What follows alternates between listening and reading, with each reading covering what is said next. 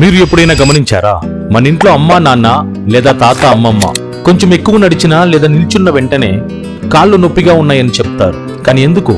Imagine ఒక old chair. కొత్త chair strong గా ఉంటుంది, కానీ ఇయర్స్ పాస్ అయ్యాక స్క్రూస్ లూజ్ అవుతాయి, వుడ్ వీక్ అయిపోతుంది. మన బాడీ జాయింట్స్ కూడా ఆల్మోస్ట్ అలానే. ఏజ్ పెరిగిన కొద్దీ మన నీస్ మధ్య ఉన్న కుషన్ స్లోగా వీక్ అయిపోతుంది. దానిని కార్టిలేజ్ అంటారు. ఆ కుషన్ తగ్గిపోతే బోన్స్ ఒకటినొకటి రబ్ అవడం స్టార్ట్ అవుతుంది.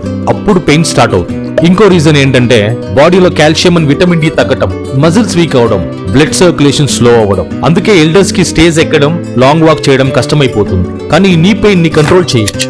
Daily sunlight important. ఎందుకంటే సన్లైట్ వల్ల బాడీలో విటమిన్ డి ప్రొడ్యూస్ అవుతుంది. ఎందుకంటే విటమిన్ డి లేకుండా కాల్షియం బాడీకి ఫుల్ గా యూజ్ అవుతుంది. మిల్క్, కర్డ్ అండ్ ఎగ్స్ లో చాలా కాల్షియం ఉంటుంది. ఇవి బోన్స్ ని స్ట్రాంగ్ గా మెయింటైన్ చేయడానికి హెల్ప్ చేస్తాయి. ప్రోటీన్ ఫుడ్స్ కూడా ఇంపార్టెంట్. పప్పు, ధాన్యం అండ్ ఎగ్స్.